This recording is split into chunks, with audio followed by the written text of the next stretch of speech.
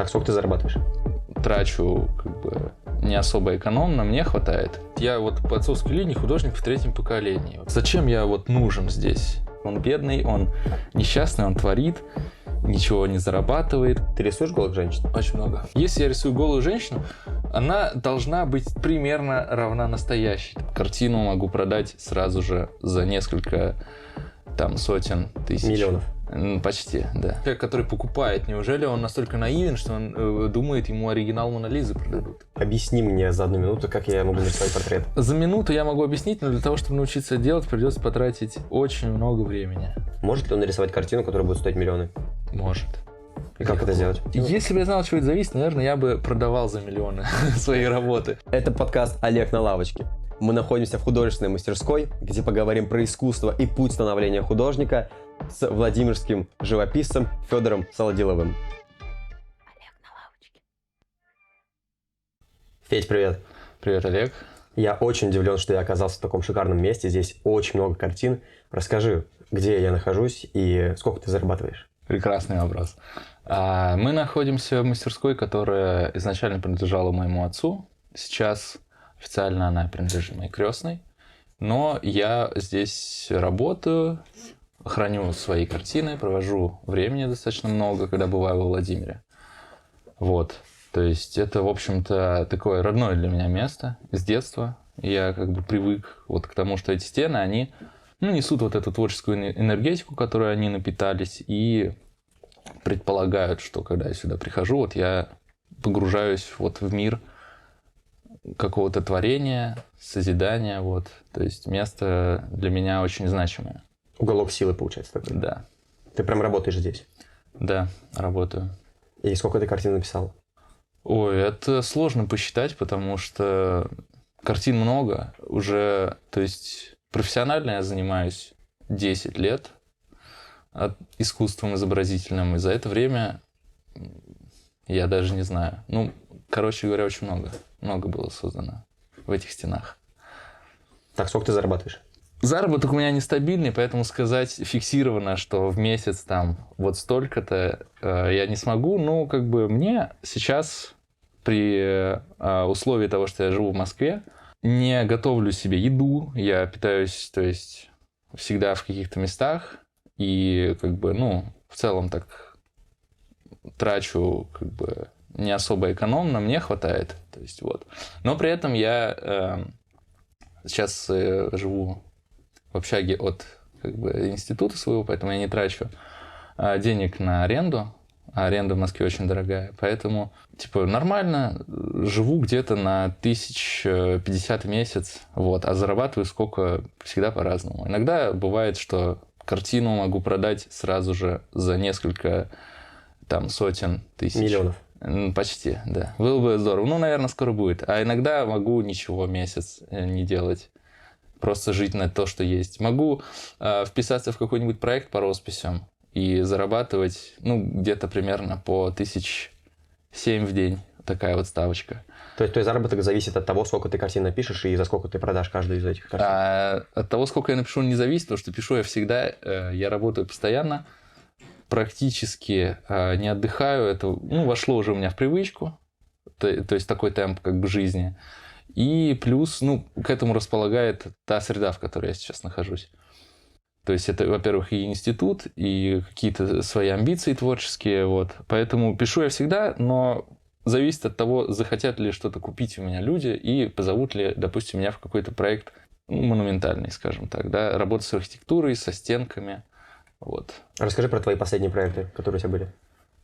Последние проекты это были росписи в Подмосковье, мы расписываем с командой школы, в основном учебные заведения. Так просто сложилось, что те объекты, которые нам дают, они именно вот такой категории относятся. И было так. Подожди, то есть эти картины в рекреациях, в коридорах школьных, да? Это не картины, это конкретно, то есть искусство монументальное, то есть роспись на самой стене. То есть это не отдельные произведения, которые привозят как бы и вешают, да, хотя такое тоже есть. вид как бы освоения пространства, да, художественного. Но здесь это именно роспись на самой стене непосредственно, либо вырезание с граффито. Это древняя такая итальянская техника, когда покрывают стену цветным бетоном в несколько слоев и вырезают, допустим, снизу темный, сверху светлый, вырезают светлый, оттуда просвечивают темный, получается как бы с такой толщиной объемное изображение графичное. То есть Гравировка получается такая. чем-то, да, напоминающая технику линогравюры. В принципе, можно, да, сравнить вот как раз с этим видом да, печатной графики. Да, я помню, в детстве так рисовал. Прикольно получалось. Но это очень выразительно получается, особенно в материале, когда вот это есть ощущение бетона, вот его толщины какого-то, да. Она получается глубокая, такая прям объемная. Да. И это тоже дает как бы вот, ну, какое-то качество особое приобретает изображение, когда оно переходит из плоской, ну, из картинной плоскости, да, допустим, или из эскиза на бумаге, вот в какое-то пространство физическое. Вот. Ну, такие работы сложнее, конечно, делать. Не знаю даже. И сложнее в чем-то легче, потому что ты работаешь командой. Если команда, вот как мне повезло, моих прекрасных друзей и коллег, с которыми у тебя хороший коннект, и которые, то есть, ну, уже даже, несмотря на как бы молодые наши годы, которые, я могу сказать, являются хорошими, достаточно профессионалами, мы можем очень быстро работать и очень много делать, в принципе.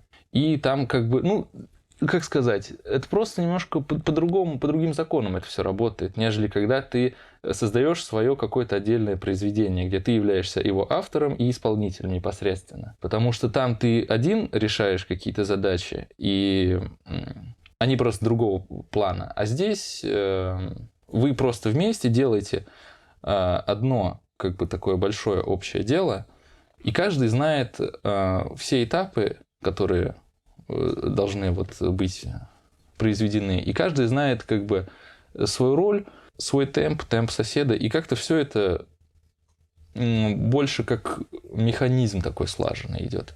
То есть творчество здесь заканчивается на этапе придумывания эскиза, придумывания концепции того, что это будет делать. А когда это уже исполняется, здесь это просто, ну, такой вот отточенная такая командная хорошая работа. Вот. И в этом плане, конечно, легче. То есть даже будучи студентом, у тебя получается хорошо зарабатывать? Ну, как хорошо, не знаю. Ну, как бы мне хватает. Вот. Ну, у вас есть проект какие-то, то есть вам предлагают даже заказы? Да, это... Мне с этим очень повезло, потому что сам я особо такой человек коммерчески не подкованный, я не сказал бы, что умею находить заказы, находить людей, которые бы заинтересовались мной. То есть все, что у меня есть, оно как бы само приходило ко мне. Это люди сами меня находили, сами где-то видели, предлагали, иногда по каким-то случайностям, иногда через знакомых, иногда на выставках, допустим, могли увидеть, заинтересоваться. А сам я в этом как дитё просто беспомощен, и, наверное, мне предстоит еще с этим столкнуться, но ну вот сейчас, поскольку у меня вот это есть, и этого достаточно для того, чтобы мне сейчас нормально жить, заниматься тем, чем я хочу заниматься, вот, я как-то, ну, наверное, на эту проблему просто как-то забил, что ли, на проблему того, что мне нужно, ну, в современном, как бы, да, мире художнику очень важно уметь заставить людей захотеть его продукт.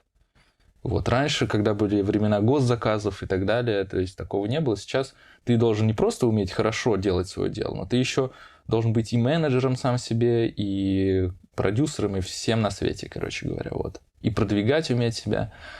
С этим у меня пока сложности. Ну, это сложно, и правда, это вообще непросто. Да, потому что все мы... Да.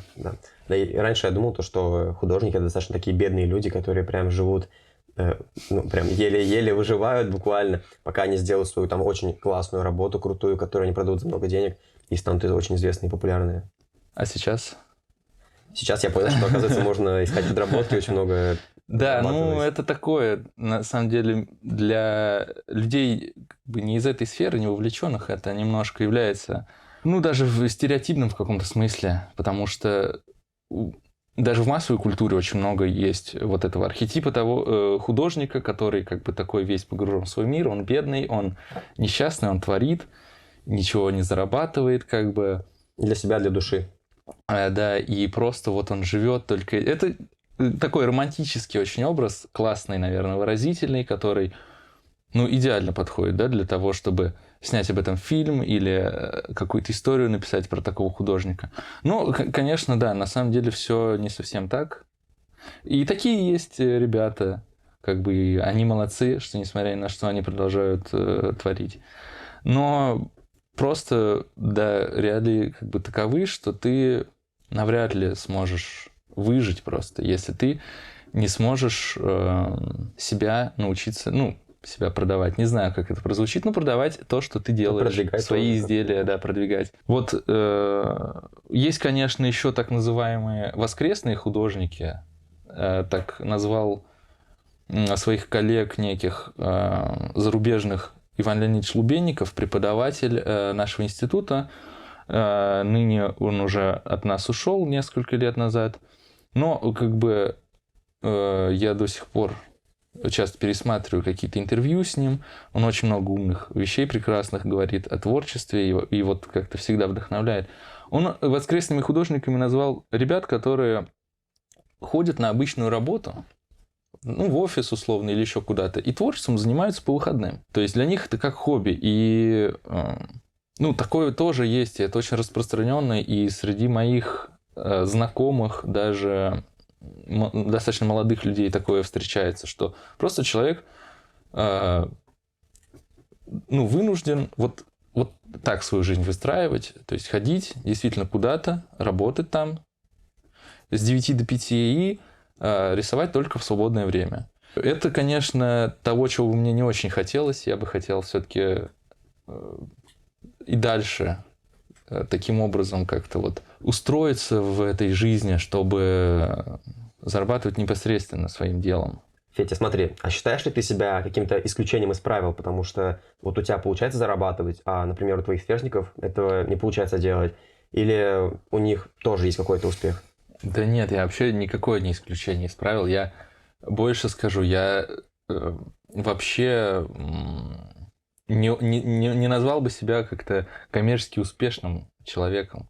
То есть очень много моих сверстников, которые гораздо лучше в этом, и которые сумели как-то раскрутиться очень неплохо, которым многим даже вообще не нужно ничего особо как бы уже придумывать, потому что, несмотря, да, на то, что вот тоже буквально недавно закончили тот же институт, что и я, и писали одни и те же постановки, да, рисовали все одно и то же, но просто нашли какую-то нишу, нашли какую-то удачную стилистику, я не знаю, какой-то ход, вот, пластический, который их выделил, ну, который позволил им стать востребованными, ну, в каком-то вот определенном круге галерей, скажем так, да, и им устраивают выставки, им делают заказы, и это прекрасно, это я бы тоже так хотел, конечно, но на самом деле это все не просто так получилось, они для этого усилия прилагали какие-то, и это все, да, не приходит, наверное, само собой. Ну, у кого-то, может, бывает само собой. Ну, что пришел человек, заметил, увидел. Да, но это за редким исключением. Все равно нужно работать над этим. И как бы я просто над этим, честно, вот признаю себе, я над этим очень мало работаю. То есть я просто погружен в какие-то другие вещи, в какие-то, может быть, не знаю, ну, творческие задачи больше. То есть я как-то отодвинул, что ли, это. То есть мне вот интересно там сделать вот это, там, в монументальной мастерской, когда я начал учиться, когда я начал работать с архитектурой, меня стало интересовать устройство храма.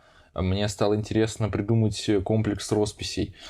Плюс к этому мне хочется писать картины. Плюс к этому еще что-то, какие-то планы. И настолько как бы себя вот этим загружаешь, что решая эти задачи, ты удовлетворяешься, конечно, и учишься многому, но что-то вот упускаешь.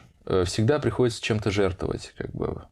Потому что больше, чем 24 часа у тебя нету в сутках, и вот это тоже такая моя проблема известная, что мне всегда не хватает времени, мне всегда хочется как-то его увеличить, что-то еще побольше сделать. И чем старше, самое главное, я становлюсь, тем я больше работаю, тем больше я себе пытаюсь поставить разных вот целей творческих. Спасибо, что нашел время на этот подкаст. Да. Это очень приятно. Всегда, пожалуйста. Ну, как бы, конечно, я не говорю, что я затворник какой-то, который только сидит, не может себе позволить подкаст. Я очень люблю театр. Я раньше, вот сейчас, кстати, меньше, но я раньше много ходил в театр, на балет, в оперу. Мне всегда это безумно нравилось. Ну, на какие-то выставки, естественно, как бы на своих коллег посмотреть, на художников, там, предшествующей культуры, обогатиться, это всегда важно, да. Ну, то есть, как бы, да, я куда-то стараюсь убираться, но вот этот год вообще у меня был достаточно, ну, каким-то сумасшедшим. Действительно, задач я себе наставил разных. По учебе? Ну, да, просто по учебе, по творчеству. Потом появились какие-то тоже заказы, объекты. Отказываться от них нельзя, потому что, ну, деньги же тоже нужно зарабатывать. И все вместе вот пытаясь выполнить. Я вот сейчас анализирую прошедший вот этот вот 5-й курс, который был и закончился буквально вот неделю назад. Я понимаю, что да, я ни разу не сходил даже в театр, и как-то прям мне стало грустно.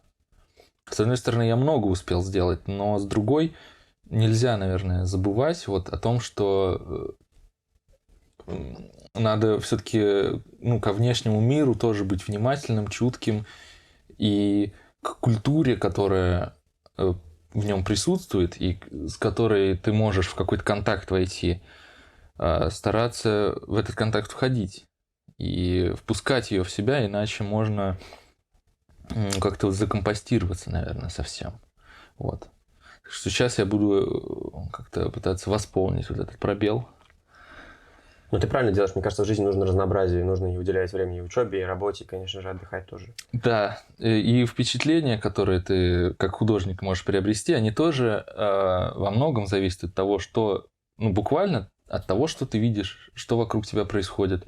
И когда ты в одном месте сидишь, это может негативно как бы немножко повлиять, и ты можешь выгореть, и как-то вот потом из-за этого, то есть, казалось бы, это ради какой-то работоспособности делается большой, да, ограничение себя во всем остальном, кроме своей работы. Но это может и наоборот эту работоспособность убить, потому что просто, ну, закончатся какие-то ментальные силы, наверное, вот. Нужно отдыхать, восстанавливаться, что, мне кажется, по-любому. Да, баланс важен очень, очень важен. Ты только что сказал, что ты закончил 5-й курс. Расскажи, где ты сейчас учишься, чему тебя там учат и сколько тебе еще осталось учиться вообще?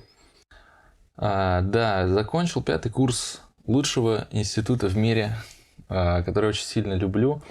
МГАХ имени Сурикова, Суриковский институт по специальности монументальной живописи.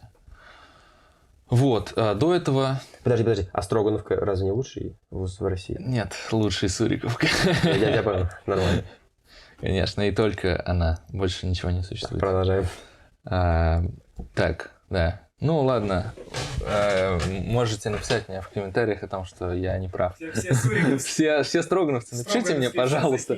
Напишите мне, пожалуйста, о том, что я вообще просто лох. И стрелку мне забейте, пожалуйста. Нет, есть, конечно, в Питере еще Репенко, это тоже хороший, ну, один из ведущих. Ну, как бы считается, что Суриковский в Москве и Репенко вот в Питере, это два главных художественных вуза сейчас на стране. Вот, ну, как бы тоже со своими подходами. Несмотря на то, что как бы все это академическая база, но принципиально во многом различающимися. Безумно, потому что я люблю свой институт, мечтал туда поступить с детства, потому что отец, опять же, тоже в свое время хотел там учиться, но там по разным причинам не получилось. Тогда в 90-е годы переезд в Москву был более проблематичен, нежели для меня вот в наше время. Вот. И он просто мне как-то рассказывал про это много и вдохновил на то, что вот есть такой институт крутой, в котором вот учиться это прям было бы такой настоящей мечтой. Я этим загорелся. И сначала 4 года я отучился в Суздальском училище на реставратора. Вот. А потом за это время у меня как-то хватило ну, хватило мне ресурсы как бы поднакопить на то, чтобы поступить. Вот. И так началась моя учеба в Суриковском институте. Сейчас в монументальной мастерской у Евгения Николаевича Максимова, такого мастера большого, он был главным художником по росписям в храме Христа Спасителя, то есть этот купол, где композиция Отечества находится, вот это огромное, это вот он это все придумывал, он это все рисовал, ну, с командой, естественно. То есть мне очень повезло вот к нему попасть, и поэтому, наверное, и церковное искусство тоже меня начало увлекать в какой-то момент.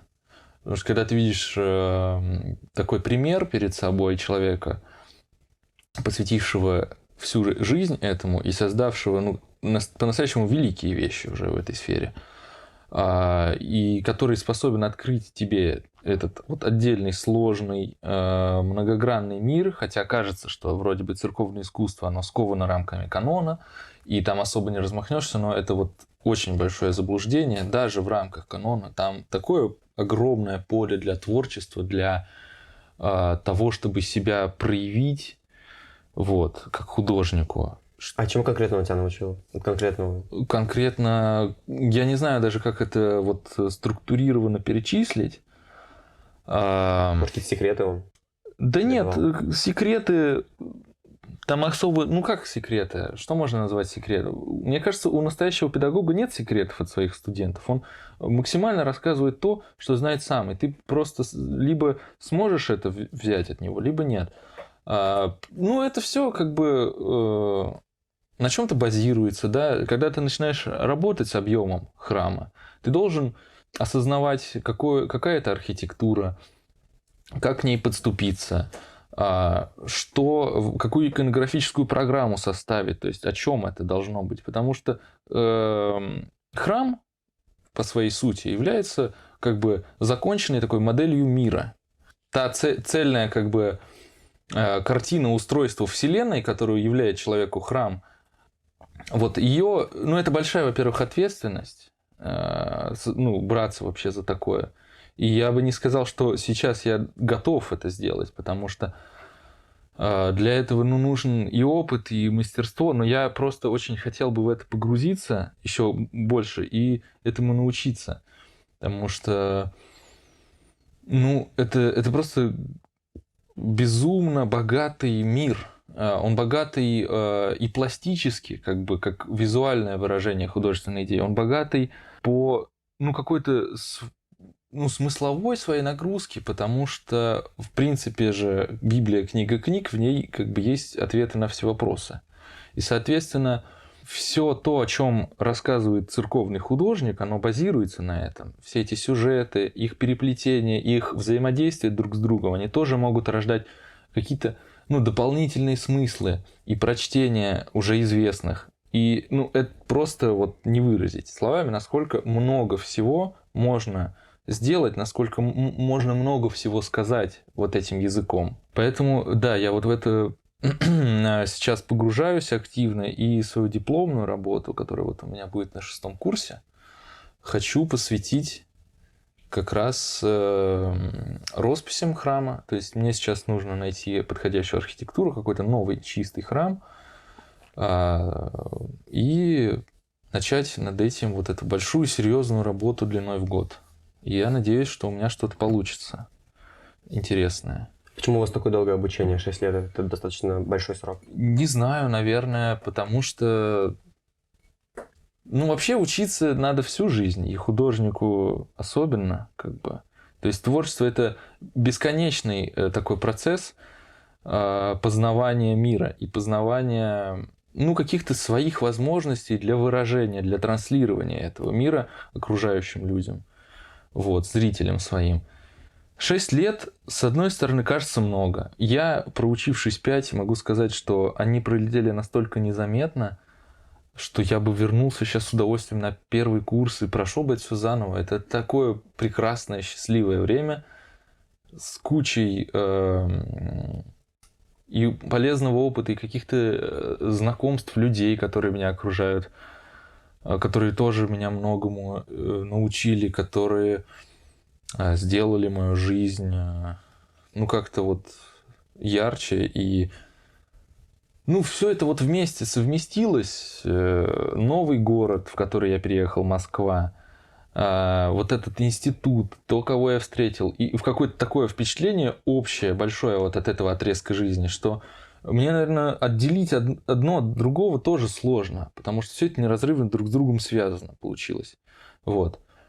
Но если говорить конкретно об учебе, просто если ты вот в нашем деле хочешь быть настоящим каким-то большим мастером, серьезным профессионалом, ты очень много должен знать, очень много изучить и пройти вот этот такой путь обучения большой. Потому что ты же не только учишься, да, как правильно нарисовать что-то, как там краски, допустим, месить. Художник, он должен быть очень образованным человеком, у него должна голова работать всегда, и ну, какая-то вот эта вот эрудированность, она должна быть максимальной, потому что когда ты что-то создаешь, ты не просто копируешь действительность, ты создаешь вторую природу, то есть свой собственный мир со своими законами, который существует вот в рамках конкретного произведения. Вот. То есть это не то же самое, что фотография, например. Нет, конечно. Ты не копируешь реальность. Ты, во-первых, никогда этого не сможешь сделать, потому что то, как творец создал этот мир, ты не повторишь.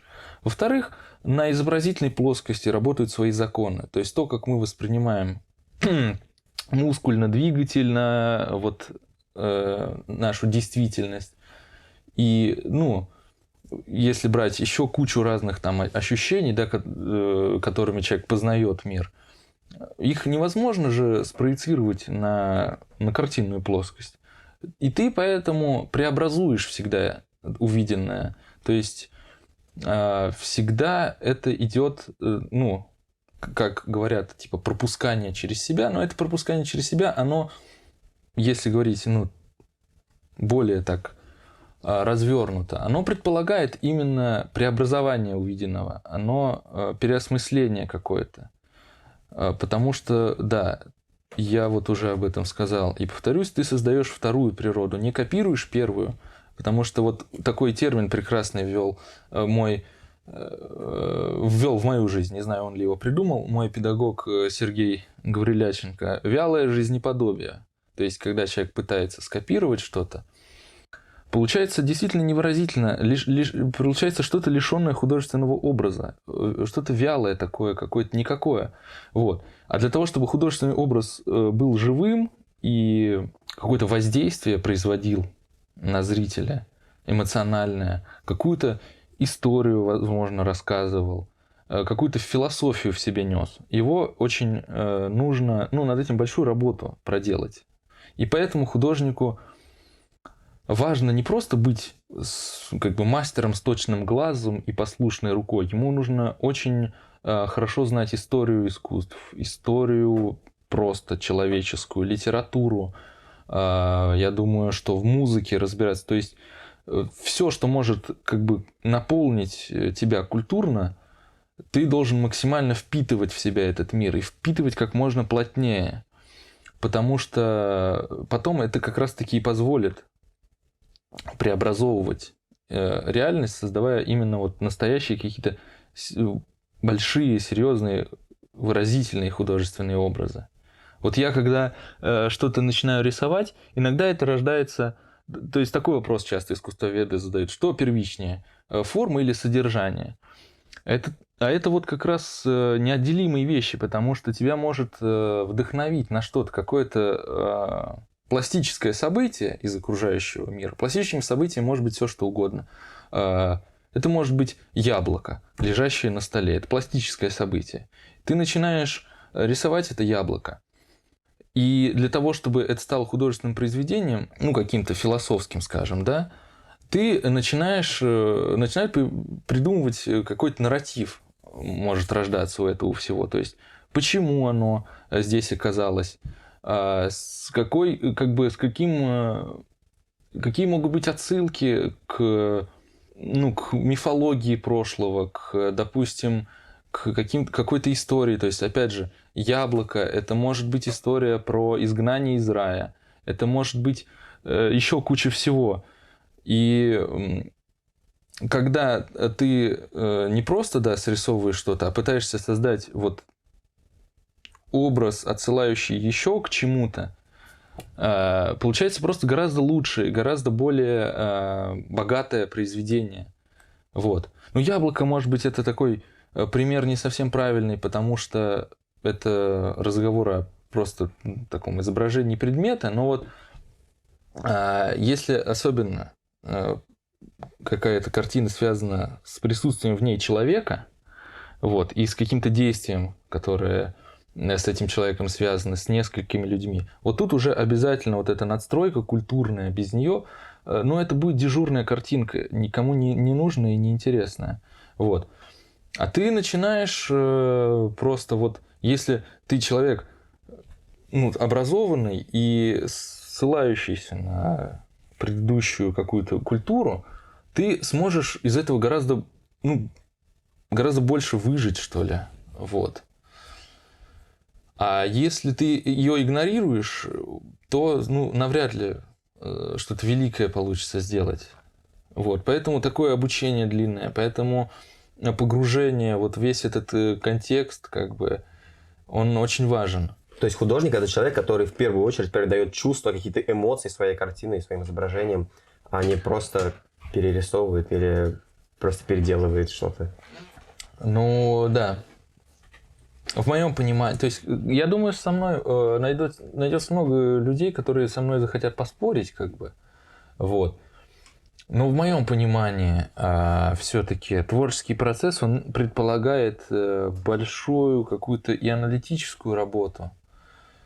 И, опять же, если, по-моему, вот сейчас в психологии, если обратиться, есть такой термин, как эмоциональная зрелость же, да? То есть эмоциональная составляющая и то, что способен человек вложить именно из своего чувственного мира в произведение, это тоже не какой-то случайный набор непонятно откуда возникших эмоций. Это тоже нечто осознанное очень. Вот, и зрелое должно быть, на мой взгляд. И все это и воспитать, я думаю, тоже можно, потому что чем человек, старше, чем он более интеллектуально развит, и чем больше опыта жизненного какого-то он приобрел и отрефлексировал, его эмоции, они тоже другое качество приобретают. Они становятся более сложными, они становятся обычные вещи, скажем так, которые ты пропустил бы раньше и не заметил, они не имели бы никакого значения, да, и ничего бы в тебе не всколыхнули. В какой-то момент они становятся тоже объектом восхищения, они начинают казаться чем-то прекрасным и несущим в себе вот какую-то великую тайну красоты. Хотя, может быть, ты не осознавал бы этого, если бы вот не вот эта работа над собой, над своим взглядом, что ли, на мир, над своим ощущением своей роли художника в этом, вот во всем мире. То есть именно нести человеку, нести зрителю, являть ему ту красоту, которую он просто мог бы не заметить. А ты, поскольку вот вся твоя жизнь, она состоит из того, чтобы вот ее замечать, ты и стараешься ему явить ее. То есть не просто документировать, что вот какие-то, допустим, деревья где-то растут и речка течет, а именно каким-то, наполнить образным строем. Вот. И тогда просто и у человека, который на это посмотрит твоими глазами, у него изменится отношение вот к увиденному и ощущение себя в этом во всем. И это, я думаю, очень важно, и это сможет его жизнь сделать интереснее. Потому что, когда я начал вот об этом думать и как бы отвечать себе на этот вопрос, а вообще зачем я это все делаю, ну вот какая, не конкретно мне, но вот моим окружающим людям вот польза от этого, какой толк от моих каких-то картинок, ведь они бы, ну это не вода, не еда, без которой они умрут, как бы, да? А зачем я вот нужен здесь? И я, наверное, вот так себе и ответил, потому что я нахожусь в культурном пространстве, и моя деятельность, она принадлежит пространству культуры.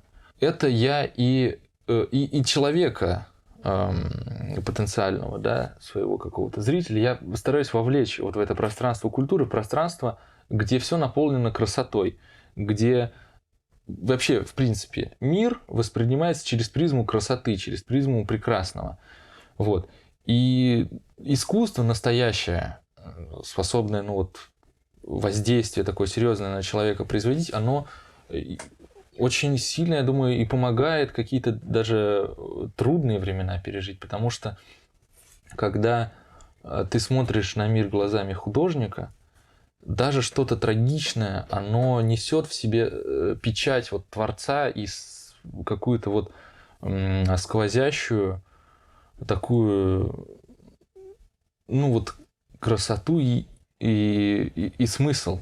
Сразу же вот все начинает приобретать такой созидательный. Вот. А на чем ты специализируешься? Какие картины ты рисуешь? Вообще я очень много занимался пейзажной живописью в своей жизни. И сейчас продолжаю, потому что, опять же, отец пейзажист. И, в принципе, Владимирская земля, она славится пейзажем. То есть художниками, если взять Владимирскую школу живописи, да, знаменитую, это все пейзажисты. И как бы в целом вот эта среда художественная, она состоит из людей, занимающихся пейзажем. Что, несомненно, на меня повлияло, и с этого начался мой творческий путь. Вот, просто институт Суриковский, да, который очень много времени уделяет изображению человека, и как бы больше в эту сторону начинает, ну, открывать тебе эту сторону, которая вот для меня, например, была закрыта совершенно. У меня были невероятные проблемы в самом начале с тем, чтобы нарисовать там портрет или что-то. Я думал, да и как бы ладно, я буду свои пейзажи делать, кто мне помешает. Но вот когда для меня это открылось, спустя вот там тоже немалые трудности, я освоил изображение человека. Это тоже отдельный какой-то мир, очень большой, и мне так стало это интересно, что сейчас я даже скорее больше занимаюсь именно людьми, именно образом какого-то человека в моем творчестве. Портреты? Портреты, потом жанровые картины, то есть, ну, говоря простым языком, картина с какой-то историей о том, что кто-то вот что-то, ну, какое-то действие происходит, скажем так, вот на этой работе. То есть не просто некий персонаж стоит, как бы, и вот какой-то одиночный аллегорический вот этот образ являет, ну вот там скорее, да, это высказывания какие-то мои, мысли о мире. Вот последнюю, ну о том, что вокруг меня в моей жизни происходит. В последнюю, вот моя большая картина, она о движении времени, потому что меня это очень как-то взволновало в этом году. И как-то я остро почувствовал вот этот какой-то непрерывный, неумолимый вот этот ход, то, как быстро все меняется. В общем, я захотел вот об этом нарисовать. Но я это через призму человека сделал. То есть я нарисовал там 4 таких фигуры, идущих справа налево, да, во весь как бы вот формат холста. Такие женщины в длинном пальто, вот оно как бы... Ну, мне очень нравится эта верхняя одежда вообще, в принципе, мне кажется, изобразительная, вот эта зимняя, то есть шарфы вот с этими складками, пальто длинные вот в пол. И вот примерно, да, такие там вот эти женские фигуры идущие, и сзади полупризрачные, так полустертые, в общем, такая таинственная вещь. И сзади как бы вот между ними там просвет есть, где, ну, такой просто уголок Москвы. Ничем, в общем-то, не примечательный, но мой там родной, где я обитаю, это метро Таганская, район вот этот. Такие там дома, в общем, ну, все обычный такой урбанистический, вот, без привязки к каким-то там конкретным местам.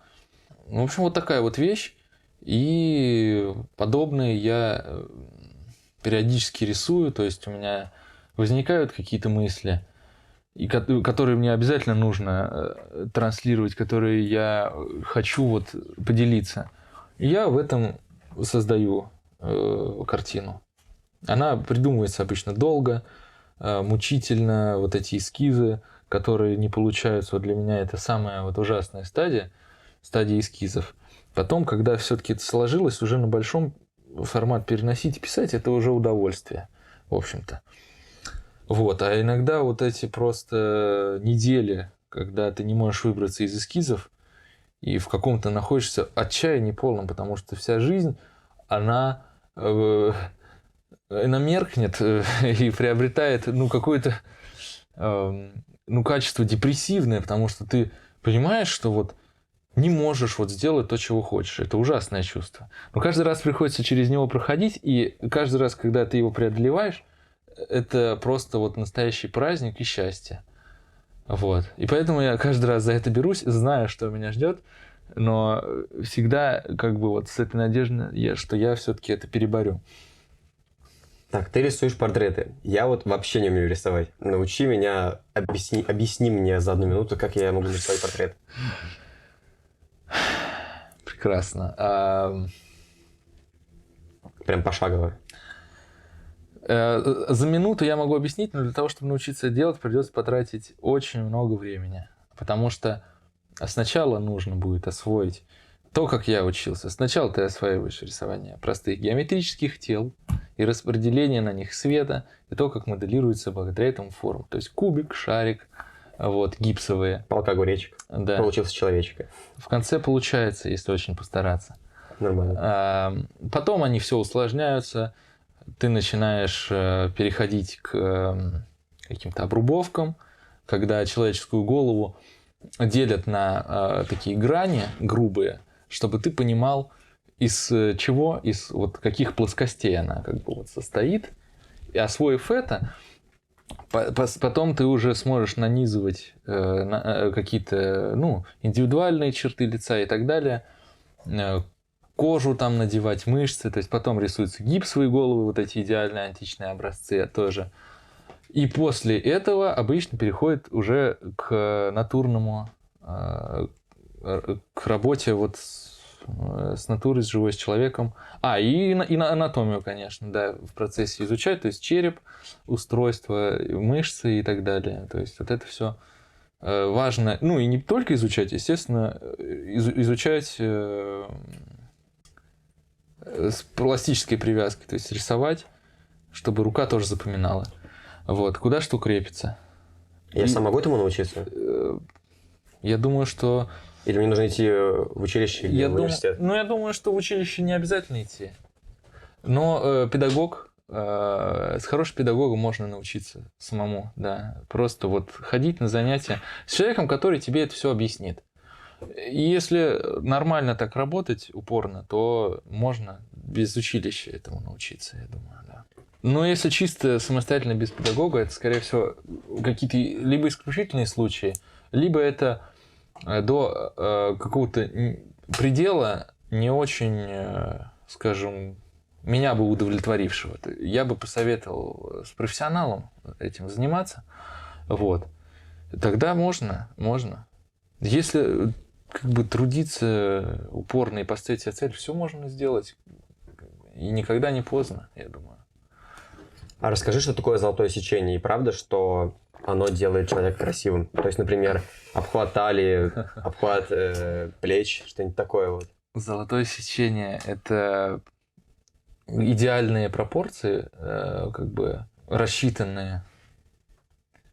Но как бы смешивать его с... то есть то, как мы пользуемся, лучше так вот скажем, золотым сечением, мы привязываем к нему какие-то структурные силовые линии формата. То есть, когда ты начинаешь работать, допустим, над какой-то картиной на холсте, ты знаешь, во-первых, форматообразующие, какие могут быть, следуя золотому сечению, динамической последовательности, какие могут быть способы рассчитать. То есть, это берется базовый квадрат, и там из его диагоналей и последующих там диагоналей образованных треугольников при помощи циркуля там опускаются вот эти вот точки, на горизонталь поднимается вертикаль, получается, ну вот идеальные как бы прямоугольники.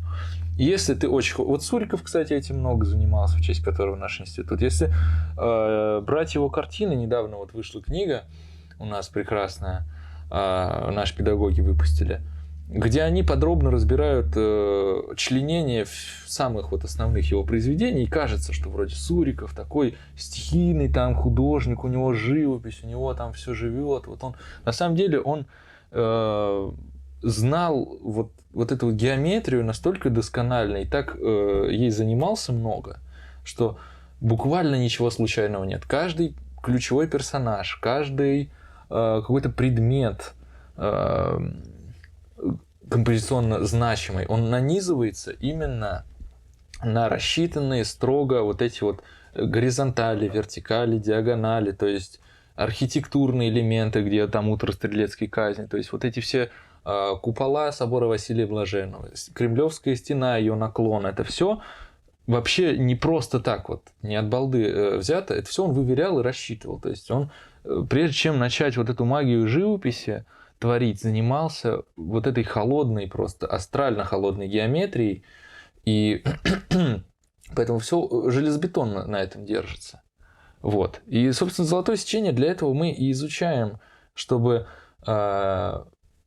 ну, вот из каких-то таких выходить, допустим, затруднительных положений, если ты не знаешь, вот, ну, что ты, допустим, начинаешь рисовать и не знаешь, вот куда поместить там следующий элемент. Ты просто взял, рассчитал и знаешь, что вот в этом месте он точно удержится, и ты его туда ставишь. И это позволяет тебе, допустим, какой-то затык в работе перешагнуть. Вот. Я не считаю, что все следует вот так вот прям идеально рассчитывать. То есть место интуиции, место вот какому-то художественному чутью, оно обязательно должно быть. Но себя проверить или поставить себе задачу и написать картину такого толка, это, ну, хорошо, это можно. И об этих законах как бы знать, это тоже важно на самом деле. А что касается человека, это столько есть разных способов выверения этих идеальных пропорций. Там египтяне по-своему это делали. Там, если брать художников Возрождения, там, Леонардо и так далее, они тоже рассчитывали, структурировали это все. Есть очень много... Дюрер вообще тоже человек, помешанный на математике.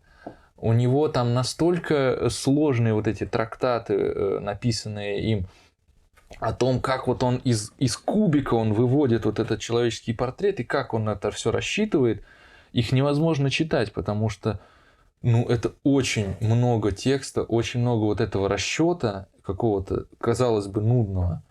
Вот. То есть даже профессионалы с трудом вот с этими текстами взаимодействуют. Но вот есть и такая как бы сторона вот в нашем искусстве изобразительном. Есть очень много идущего от рацио, идущего именно от знаний, как бы. Вот этот, да, стереотип знаменитый о том, что художник — это просто человек в каком-то сумасшедшем порыве, который прыгает вокруг холста, и вот его как бы рукой что-то невидимое водит, и вот он как бы весь вот этому отдается, даже сам не понимает, что он делает. На самом деле это не так. И профессиональные художники, они очень много знают, и они понимают каждый этап своей работы. И все это не случайно как бы берется и возникает одно из другого не случайно далеко. То есть художник-математик он. Художник должен хотя бы подозревать об этом, на самом деле. То есть хотя бы не игнорировать то, что существуют эти законы, и то, что они могут ему очень сильно помочь в какой-то момент. Вот. То есть, да, поэтому, опять же, к вопросу о том, почему такое длительное образование. Потому что на самом деле много нужно знать художнику профессиональному, и много нужно уметь. Вот. А разве не может человек, который не имеет никакого образования, просто абсолютно ничего не знает, ни в чем не разбирается в плане искусства, может ли он нарисовать картину, которая будет стоить миллионы? Может. И как это сделать? Да это сделать-то несложно. Просто как бы тут ключевой вопрос-то заключается в том, и будет ли это иметь отношение к искусству, или можно ли это будет дорого продать. Дорого продать можно все что угодно. Я банан скотчем приклею к стене и продам это, да? Да. Можно сделать так уже. Естественно, мы видели такой пример. Ну, то есть, сделать... То есть, это талант не художника, это уже талант бизнесмена. То есть, заставить твое изделие купить.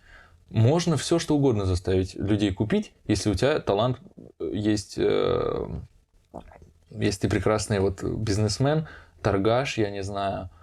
Торгаш без негативных коннотаций, то есть я говорю, просто, что человек, умеющий продавать. Я человек, не умеющий продавать. А чего это зависит? Просто насколько я красочно опишу свою картину? Если бы я знал, чего это зависит, наверное, я бы продавал за миллионы свои работы. Это от многих факторов, я думаю, зависит.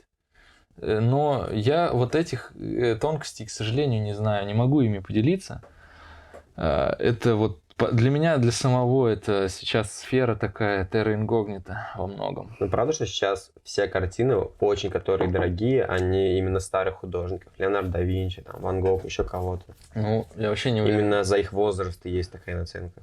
Не уверен, что вообще Леонардо да Винчи возможно купить. Мне кажется, это вещи, которые, не продаются. То есть, какая бы сумма ни была, я думаю, такого уровня художники, они уже просто зафиксированы как государственная там ценность. И...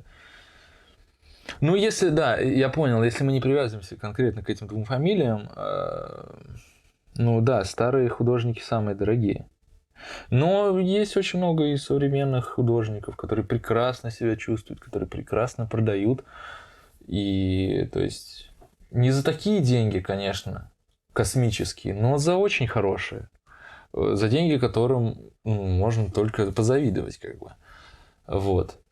Но, то есть, вопрос вот этот вот о продаже, это вопрос, в котором я меньше всего, наверное, могу рассказать, потому что я вот еще раз говорю о том, что я не умею этого делать. А о том, чего я делать не умею, я, соответственно, и поделиться, наверное, мало смогу. Я больше, конечно, сосредоточен на том, чтобы картину нарисовать, а не чтобы ее продать. Окей, хорошо. Но не переживай, у меня есть другой вопрос. Когда ты рисуешь лица людей, ты делаешь их симметричными? Потому что я слышал такое мнение, что симметричные люди, они красивее. Нет, конечно. Симметричных людей, во-первых, не бывает. Как ты рисуешь несимметричных людей? А как? То есть я не совсем понимаю... Специально делаешь там глаз пониже, там... Ну как специально? Ну, Я формы. же вижу, допустим, лицо человека. Вот я смотрю сейчас на тебя, я могу сказать, что у тебя одна бровь чуть выше задрана, чем другая, да, вот эта, которую ты шевелишь.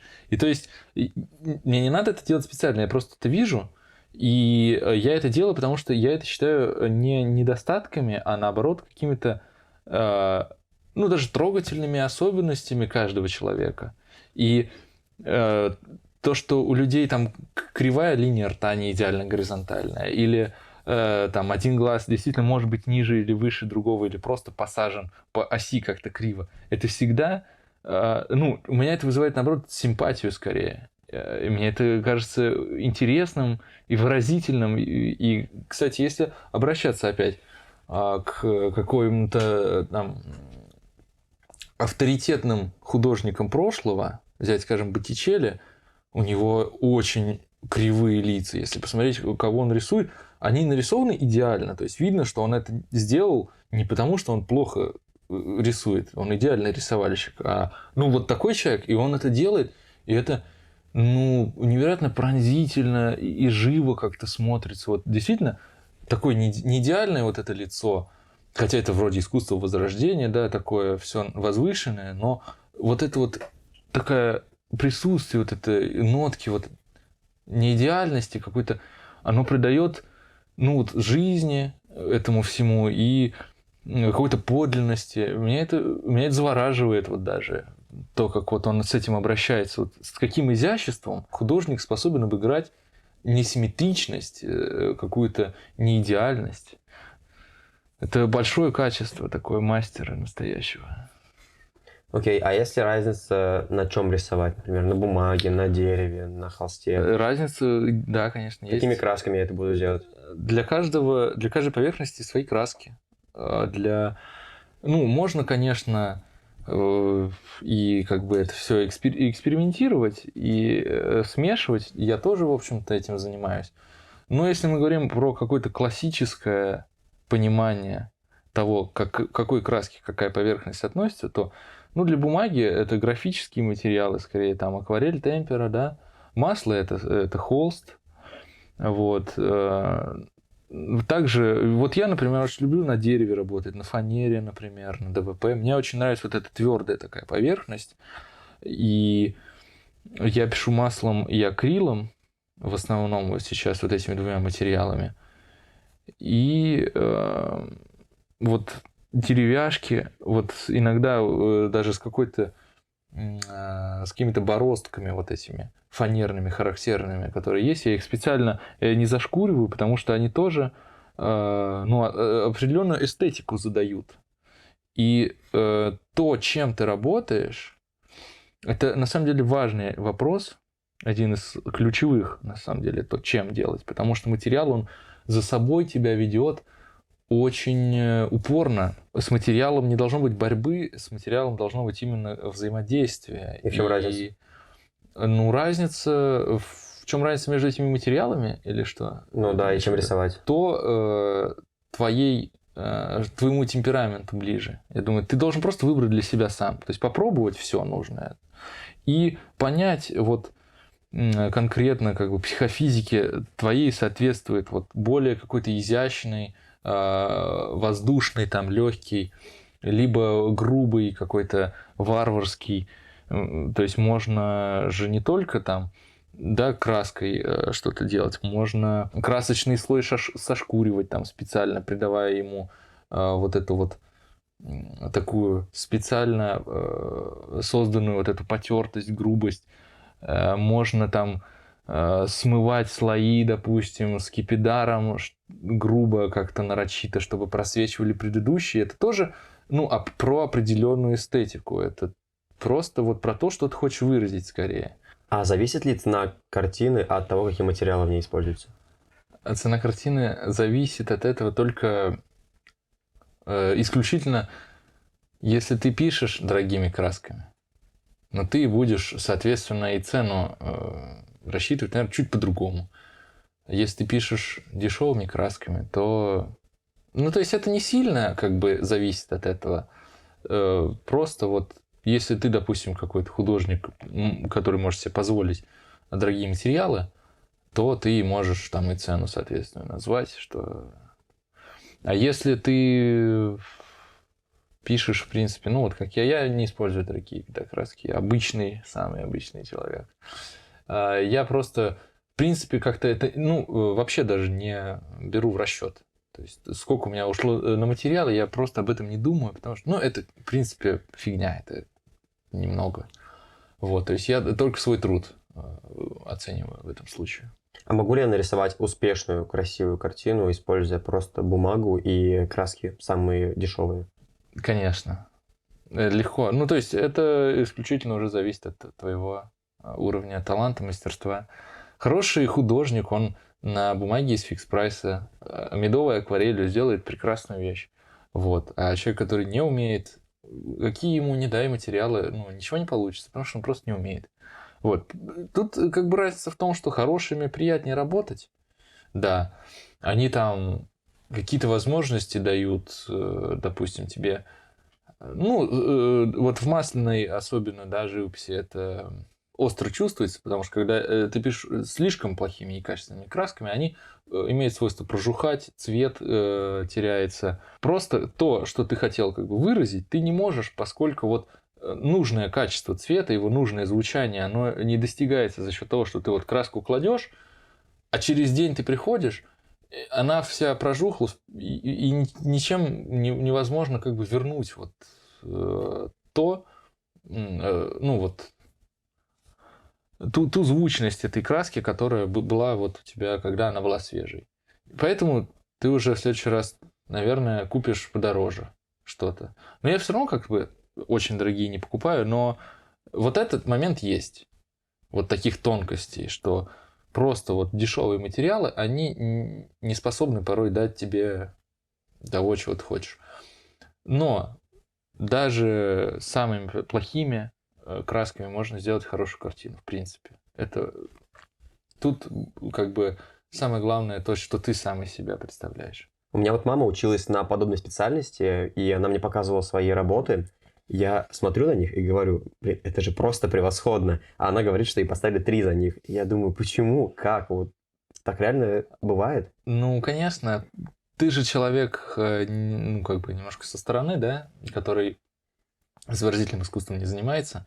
И те критерии, которые для меня, допустим, были бы очевидны, или еще для кого-то, то есть какие-то ошибки. Я не хочу сейчас ничего сказать про эти работы, потому что я их не видел, но я могу предположить, что те вещи, которые ты просто не заметишь, поскольку ты просто даже, может быть, другими глазами, да, на это смотришь. Ты не подозреваешь о существовании каких-то законов, по которым должно быть выстроено изображение. То есть у тебя нет нужной насмотренности, потому что ты просто из другой сферы человек. Вот. Что это пропорция, глубина?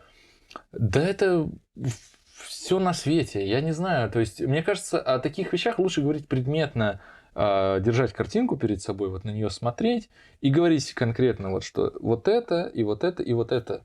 И вот потому-то оно получилось так. Потому что сейчас вот так как бы несколько пока это в воздухе, мне сложно вот дать прям четкий ответ, но то, как я себе это представляю, скорее всего, просто есть, да, вот эти критерии, законы, по которым оцениваются, в профессиональной среде работы. Для человека со стороны они неведомы. И ему может показаться, что это прекрасная, да, великолепная работа. А художник, он скажет, нет, здесь есть как бы наличие определенных проблем. А возможно, это просто был там педагог, который с ней поссорился и специально ей занизил оценку. Может быть и такая история, я не знаю. Такое тоже, кстати, часто бывает. Человеческий фактор, он везде присутствует, в любой как бы среде, и в художественной тоже. А бывают ли среди художников мошенники или жулики, которые выдают чужие работы за свои? Я думаю, что наверняка. Есть, кстати, даже какая-то сказка, типа... не сказка, легенда, по-моему. Она называется «Тайна Флорио», то есть о том, как скульптор, постепенно как бы утративший свой талант, у него был ученик молодой, очень способный, который начал в какой-то момент делать скульптуры лучше, чем он, и он начал скульптуры вот этого своего молодого ученика, последователя, выдавать за свои. Вот.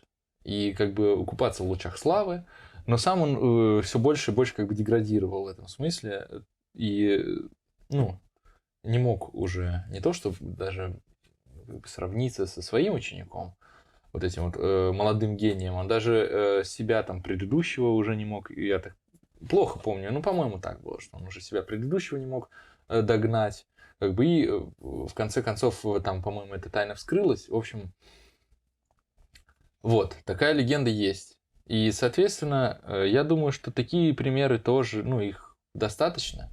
В моей личной практике, как бы, такого не было. Единственное, какие-то совершенно мелкие такие, вот знаешь, жульничества, когда тебе нужно отчитаться, допустим, за летнюю практику картинами, летними пейзажами, да, у тебя не хватает. И ты звонишь своему корешу, который учится на год старше, и говоришь, дай мне свои картинки там за прошлые года, их, наверное, уже забыли, я их вместе с своими подмешаю для количества, и мне поставят 5. Вот. Такие, ну, так люди как бы делают. Но это не иногда. жульничество, это необходимость просто. Ну, необходимость получить оценку, но это же по факту это Ну, как все жульничество. делают, кроме меня. По факту, Я так не делаю. по факту это жульничество же. Это же заработок денег получается у них. Ну, Такой. я говорю, что вот если про... я могу только примеры своей жизни, да, приводить. То есть я не знаю, что происходит там у кого-то еще. Возможно, и как бы коммерция в этом какая-то замешана и так далее. И, да я уверен, что есть такие примеры. Но вот то, что меня окружает, это вот именно какие-то, ну, мелкие такие подтасовки ради того, чтобы получить оценку, допустим, чуть повыше, когда ты летом поленился вместо того, чтобы походить на пленэрчик. Вот. Это, ну, не страшно, но я никогда бы так, мне кажется, не смог себе... Ну, просто для меня это так себя не уважать, в общем. Это для меня было бы таким просто ударом по самолюбию художественному. Типа взять чужую работу и как бы выдать ее за свою. Вот. Но просто у всех же свои жизненные цели у ребят. То есть я не судья им. Им просто нужно другое, нежели мне. Поэтому кто-то так делает. Вот. Вот и все. Я слышал, что есть люди, которые подделывают дорогие известные работы очень именитых художников и выдают их за свои, при этом... Нет, они не выдают их за свои, они просто продают их за огромные деньги, зная, что это подделка. Это ты можешь поподробнее рассказать конкретно? Вот про что ты слышал? Не, ну, например, вот картины Леонардо да Винчи или... Так. Там, Ну, это то, что- какие-то случаи... из- Мона Лизу, например, нарисовали, подделку сделали, продали какому-нибудь арабскому шейху за $1 000 000, а на Так, самом деле это ну, подделка. это реально? То есть это реальные факты? Ну, я такое слышал, да, что-то И такое то есть было. арабские шейхи не подозревают о том, что им никогда в жизни не продадут Ну, конечно, оригинал. наверное, этой того человека картины? уже посадили в тюрьму. Нет, человека посадили, но человек, который покупает, неужели он настолько наивен, что он думает, ему оригинал Моны Лизы продадут? Не знаю. Просто, ну, это странно как бы Да. слышать. Есть очень крутая легенда про художника, я не помню, к сожалению, его фамилию и имя, вот, который во времена, ну, в середине 20 века, в общем, он творил. Он подделывал работы Вермеера. Вот. Вермеер за свою жизнь написал около 50 картин, то есть вообще какое-то очень мизерное количество. Ну, конечно, это все великие шедевры, и то есть каждый из них это драгоценность. Вот. Был такой художник, он подделывал эти работы, и он настолько преисполнился в этом, что он начал сочинять новые работы, которые мог бы в теории написать сам Вермеер. То есть он проанализировал его стиль, проанализировал характерные предметы интерьеров, натюрмортов, персонажей, их одежду, и просто начал компилировать их в какие-то новые произведения, и выдавая это за то, что ранее как бы невиданное, открытое, вот картин Вермеера. И он настолько в своем деле был хорош и находил какие-то старые холсты, как бы вот как будто бы это действительно из того времени. И это было очень качественно. То есть ему можно должное отдать, мастером он был великим. То есть, то, что он мог на таком уровне высоком поделывать эти работы. Ну, потом там этот обман вскрылся, и причем там история очень интересная с этим связана, потому что я, в общем, не буду сейчас ее рассказывать, иначе я там могу что-нибудь перепутать, вот. Сами там найдете, посмотрите, если захотите. Это крутая история. В общем, этот обман как бы вскрылся, что, в общем-то, логично и очевидно. Но такая вот есть пример реальный, вот очень такой яркий из истории как бы искусства, да. Сейчас, насколько вот подобные случаи имеют место быть, я не знаю, я как-то за этим не следил, и наверняка есть, наверняка, то есть мир большой, и в нем много всего происходит. Наверняка и такое есть. Но вот что касается моего окружения, нашего, там, условно, искусства такого, в котором я каким-то образом, да, сейчас пребываю, я не наблюдаю таких вот вещей как-то. Их, ну вот, в самом таком прозаичном и мизерном количестве оно происходит то, вот, о чем я рассказал, когда ребятки перемешивают свои работы пленерные там с работами корешей, и все. Ты рисуешь голых женщин? Да, очень много. И как тебе? Нравится? Очень. Мне вообще очень нравится изображать человека. Мне очень нравится... Мне это чем дальше, тем больше нравится, потому что я начинаю просто лучше это делать с годами.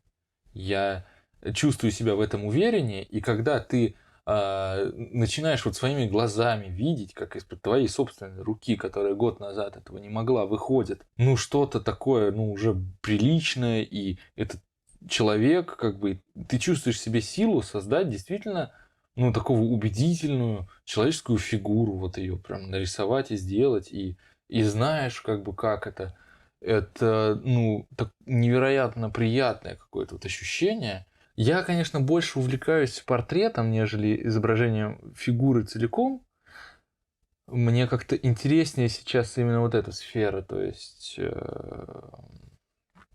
я полюбил в последнее время особенно портреты акрилом на таких небольших фанерках, то есть буквально в которые помещается только голова, в общем-то, человеческая. А голая женщина не вмещается, и да? больше ничего нет. Голую женщину можно туда вместить, но у меня какая-то такая потребность, я не знаю, чем ее связать, но мне сложно достаточно рисовать фигуру или голову меньше натуральной величины. То есть мне, если я рисую человеческий портрет, то голова, изображенная на портрете, она должна примерно быть равна вот настоящей. Вот. Если я рисую голую женщину, она должна быть примерно равна настоящей. То есть у нас постановки в институте на это направлены. То есть человеческую анатомию нужно знать и изучать. И ты в течение всех этих лет, ну, сначала там начинает, да, с портрета, потом это идут обнаженки. Вот ты рисуешь обнаженных людей, и женщин, и мужчин в огромном количестве. Вот, и настолько к ним привыкаешь, что для меня это вообще, ну, стало чем-то настолько обыденным и как бы вот... Уже не возбуждает. Ну, вошло просто... Уже не возбуждает, ребята. Не думайте никогда. Рисуйте. И за эти вот годы такого длительного рисования обнаженных людей, это для меня просто стало настолько обыденным и вошло в сферу профессиональную такую, которая предполагает вот отношение к обнаженному человеку как к объекту, потенциально несущему в себе обилие каких-то пластических и изобразительных вариаций, которые, то есть, тебе нужны для того, чтобы просто выразить свою идею некую. Или для того, чтобы ты, рисуя одетого человека, рисовал не просто мешок бесформенный, а ты понимал, на какие части тела какая ткань ложится, где она натягивается, где она, наоборот, более свободно свисает.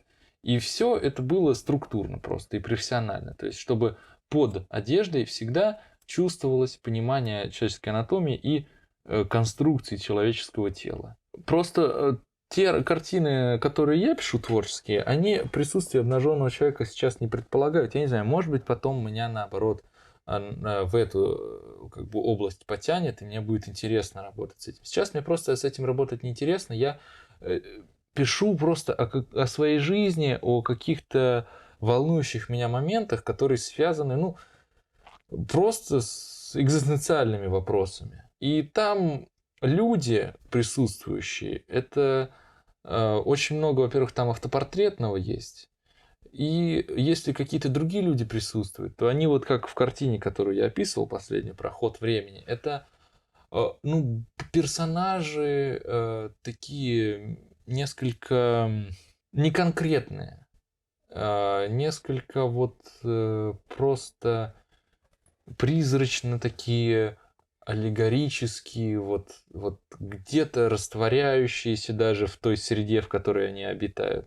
И там просто обнаженная фигура, она не к месту будет, поэтому я этим и не занимаюсь именно в творчестве. Но как бы так, с большим удовольствием я это моделирую и изучаю, потому что все это очень важно. То есть, я так полагаю, ты пишешь картины абсолютно в разных жанрах, стилях. Ну, например, у музыкантов есть какой-то определенный стиль, там, они читают рэп или там пишут попсу, а у тебя получается такая разносторонняя подготовка. Или нет? И да, и нет. То есть я отношу как бы к художникам-реалистам, да, я пишу реалистичные изображения, фигуративные. То есть это не абстрактные пятна какие-то, не, допустим, сильно стилизованные реальные формы, но сильно стилизованные, как бы, да. Вот я просто не буду сейчас перечислять разные там направления в живописи. Ну, я имею в виду, что я занимаюсь внутри реалистического направления как бы разными ответвлениями. Там я делаю и пейзажи, и портреты. То есть все, что можно. Кроме вот натюрмортов. Пожалуй, натюрморты мне наименее интересны сейчас. Но внутри реализма, да, я работаю как бы и вот и с человеком, и просто с пространством, и совмещаю человека с пространством. Кстати, вот монументальная, да, живопись, которая вот церковное искусство, о котором я рассказывал. Ну, или светская архитектура, то есть росписи, которые мы делаем там, они, в принципе, тоже фигуративно, относятся к фигуративному искусству. То есть это изображение реальных людей, мест, и, то есть, с определенной, конечно, там, стилизацией, но не далеко вот не с уходом в какое-то прям вот совсем что-то далекое от реалистического понимания. Я еще вот сейчас, когда говорил про реализм, я вспомнил высказывание вот Лубенникова, опять же, которого я вспоминал уже сегодня. Он вообще немножко по-своему это все трактовал. Он говорил, что реализм – это понятие нравственное. То есть человек может рисовать реальные предметы, но при этом не быть реалистом.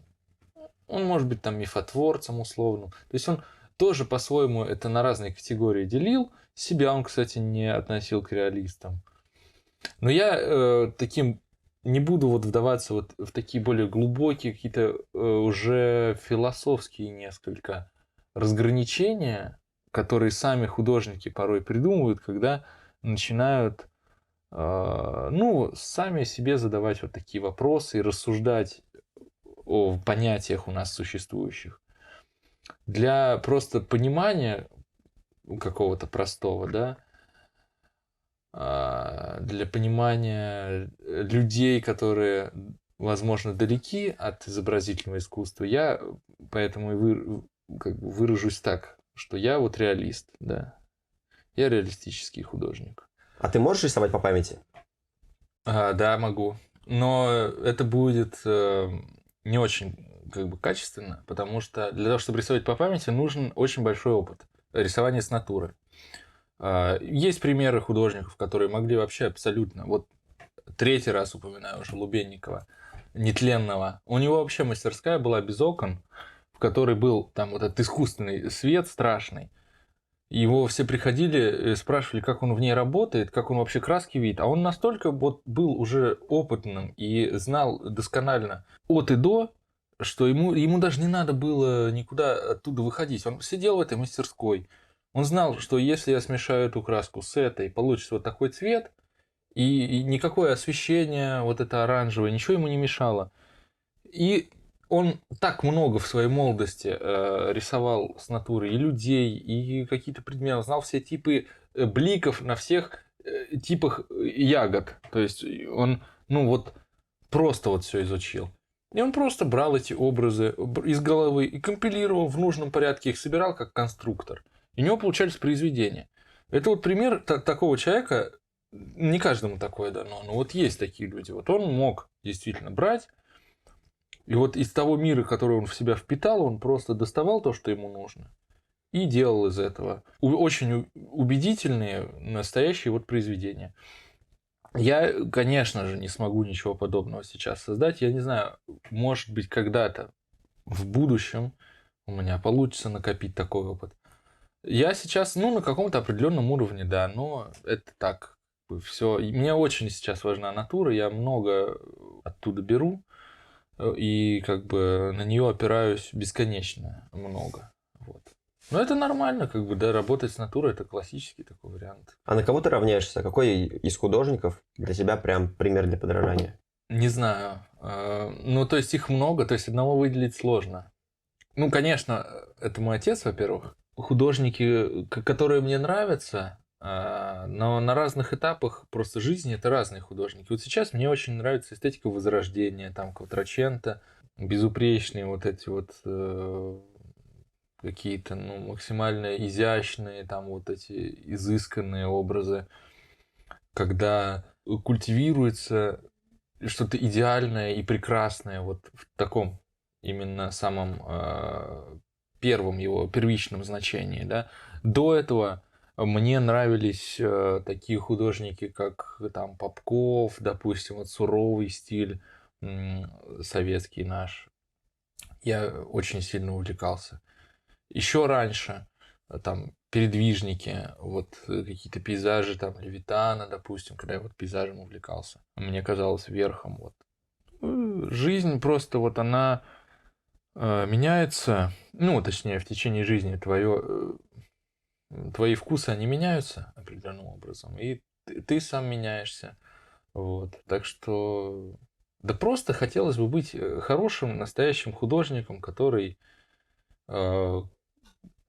сделает то, что людям принесет счастье и красоту в их жизнь. Назови свои жизненные этапы становления художника. Ну, если вот так выделять какие-то основные, наверное, можно 3 выделить на данный момент. Первый это самый вот начальный, когда только-только я начал увлекаться в 14 лет, это примерно произошло, только начал увлекаться искусством и рисовал в основном вот под как бы надзором отца. И еще, то есть до каких-то учебных заведений мне было далеко. Это было примерно около 2 лет этот этап. Следующая учеба в Суздальском училище 4 года.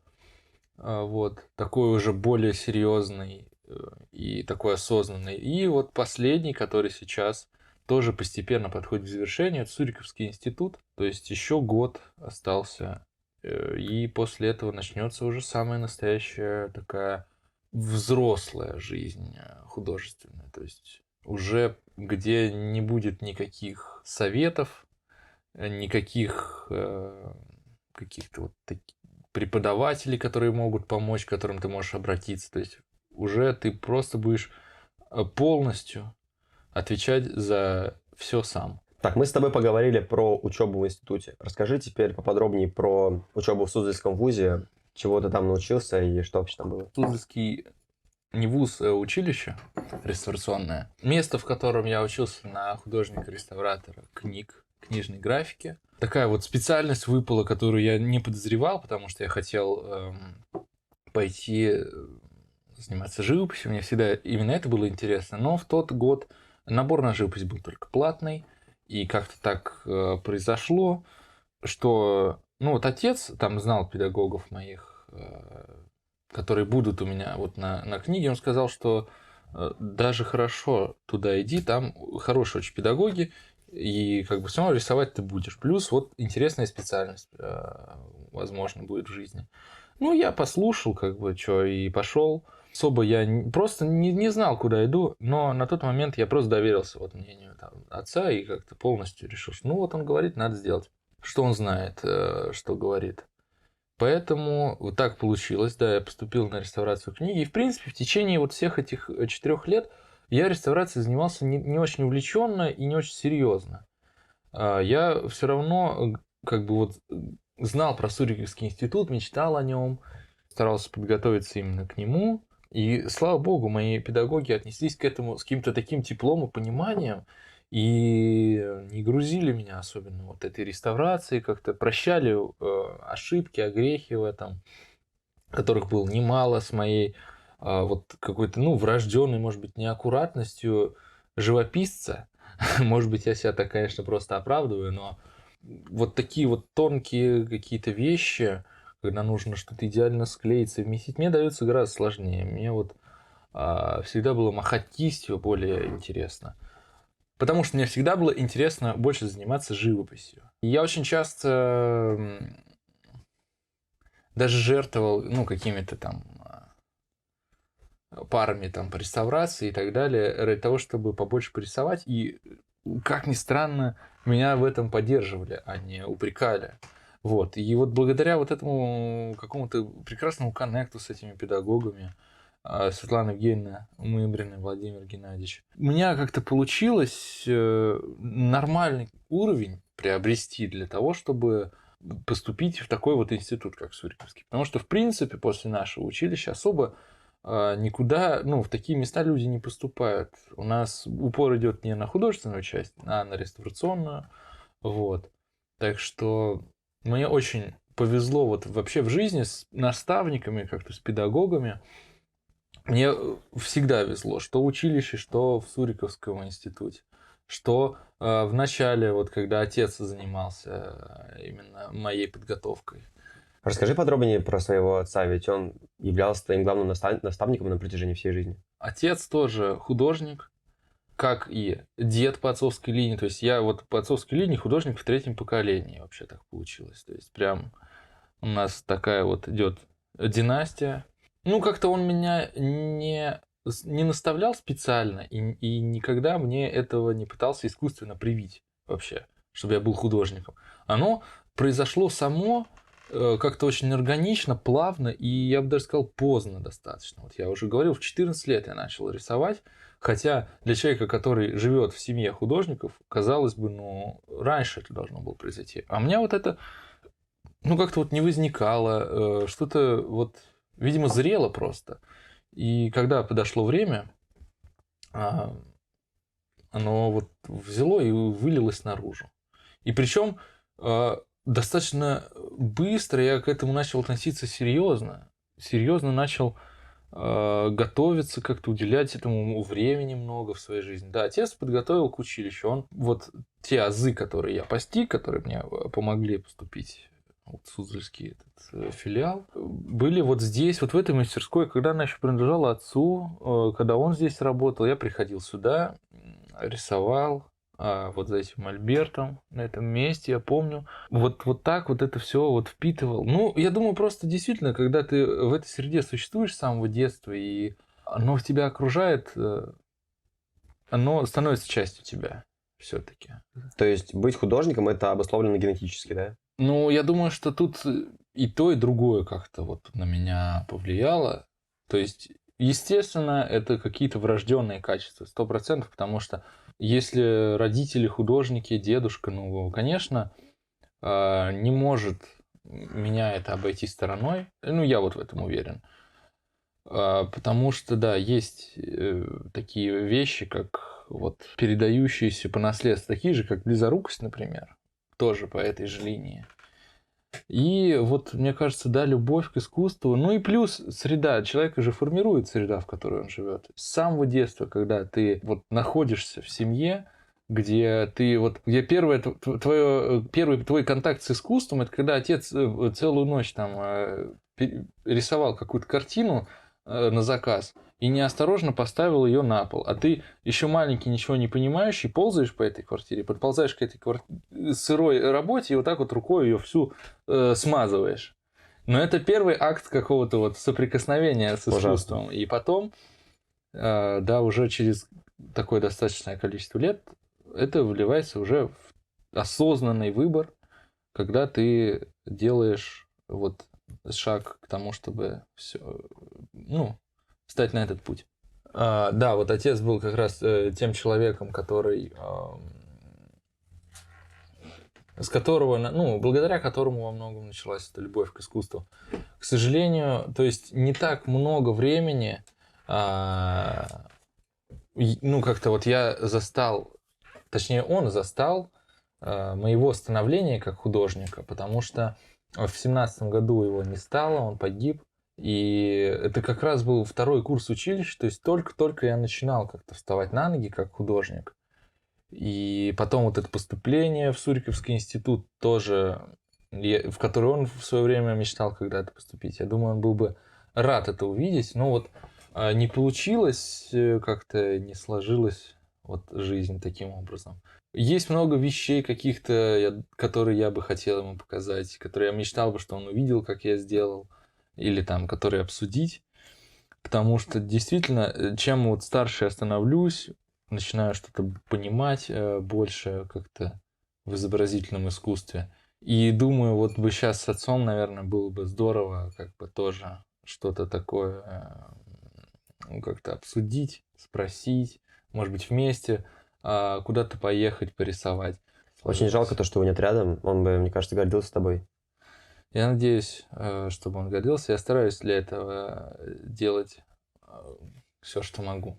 Вот во Владимире была выставка твоих работ. Расскажи про нее подробнее, как ты вообще на нее попал и какие работы ты выставлял на эту выставку. Выставка моя первая такая большая персональная, да, это был март 24 года.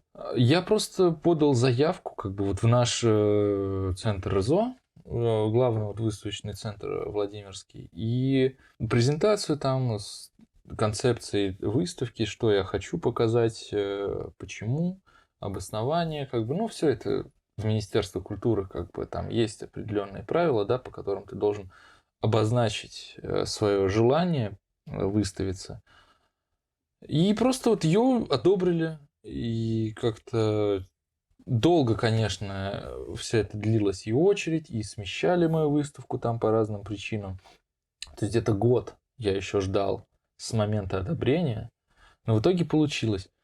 Как я захотел ее сделать вообще, типа набрался наглости в таком молодом возрасте сделать большую персональную выставку, я не знаю даже, вот сейчас я так вспоминаю, просто в какой-то момент, еще когда учился вот в Суздальском училище, моя преподавательница по живописи, Светлана Евгеньевна, она сказала, что не надо закомплексовываться, не надо как бы вот стесняться. Вот если, ну, есть работа, если вот хочется, ну показывай как бы каких-то там преподавателей, слушая больших художников, мастеров уже в Москве там, которые говорили такие вещи о том, что персональная выставка – это тоже важный контекст, который позволяет оценить себя, поглядеть на себя со стороны.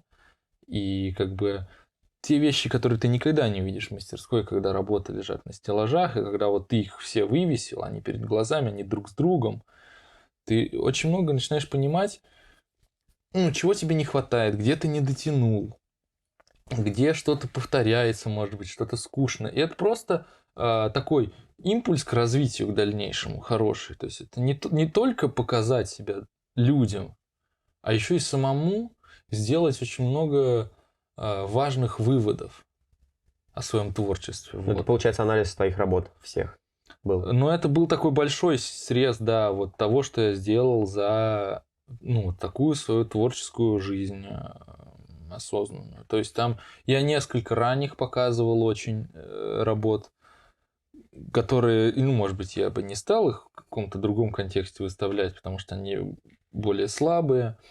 Но вот для того, чтобы просто вот этот путь, возможно, тоже каким-то образом зрителю явить. И для вот этого такого наглядного, что ли, примера того, как я менялся как художник. То есть вот там от такого, потом там чуть-чуть такого, и потом уже этап, который сейчас, ну, самый обширный, как бы, этап, самый плодотворный, там вот, то есть, чего в основном состоит выставка, это то, что я сделал в институте уже, войдя в такую фазу более сильную, как бы. Но и сейчас я на многое смотрю и понимаю, что есть вещи, которые я не дотянул, есть очень много, над чем мне стоит поработать.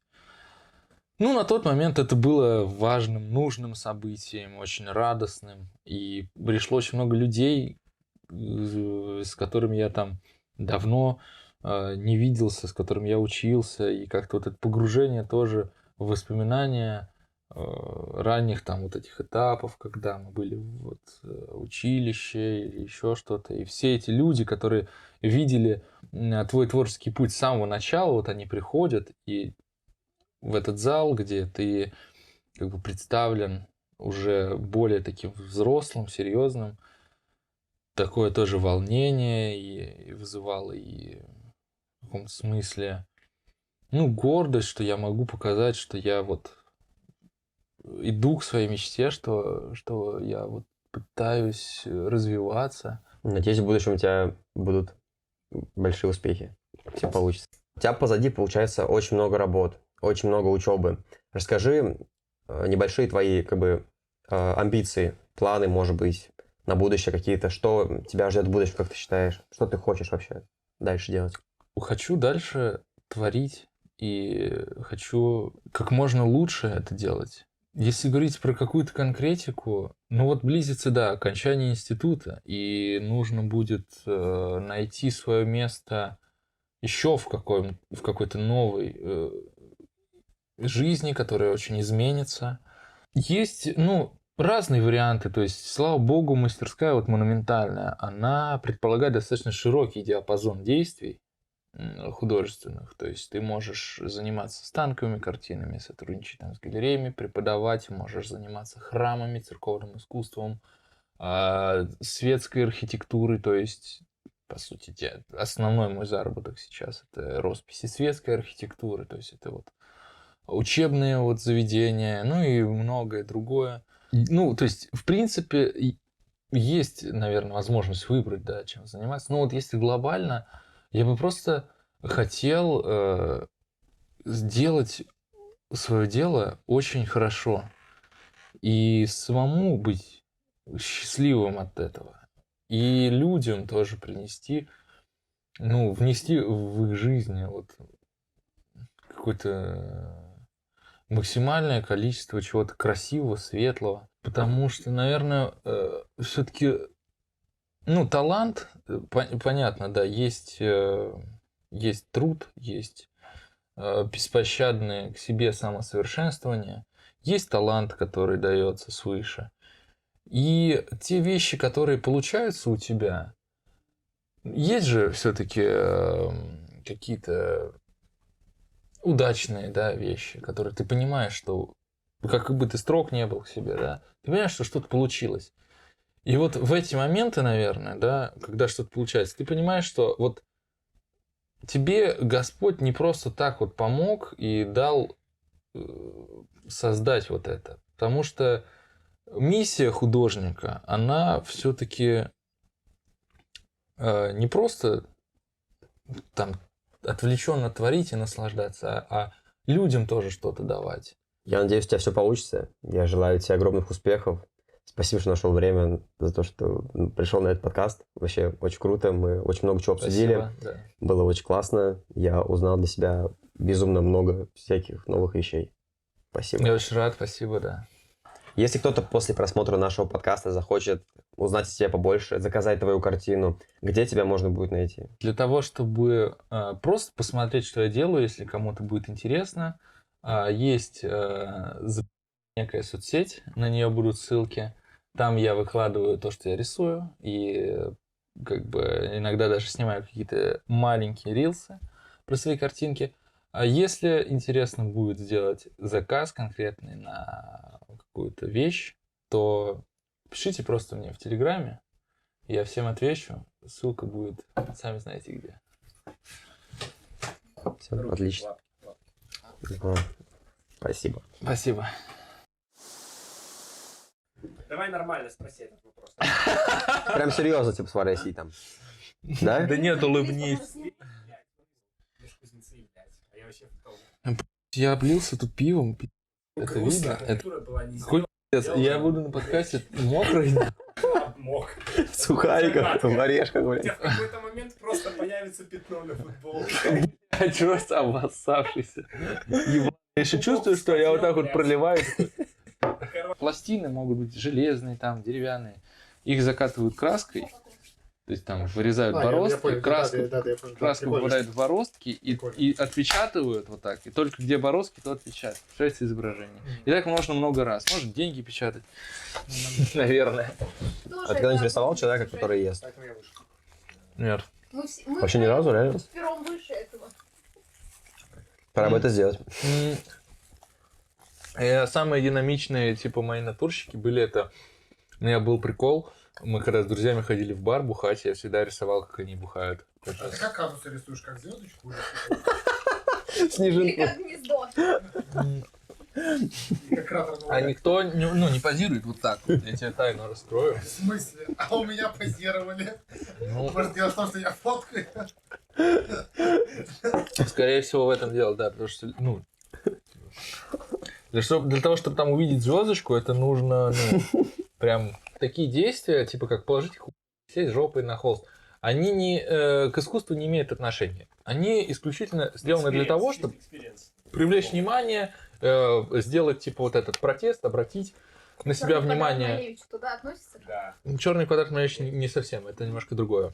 Вот. Эксперимент. Ну, это я могу потом, но это не важно. То есть, это просто... Давай, это интересно будет? Это не искусство. Это не искусство, типа, это просто привлечение внимания. Это просто бунт. Когда этого никто не делал до тебя, это сделать прикольно. Но когда это уже сделали, в этом нет смысла, потому что это не несет в себе уже никакого посыла. Если ты рисуешь человека просто обнаженного, да, которого видно, это может быть прекрасно. Это может быть Давид Микеланджело, это может быть просто, ну, произведение. Но я имею в виду, что если ты именно просто хуй краской и кладешь его на картину, это уже не то. Не прикольно.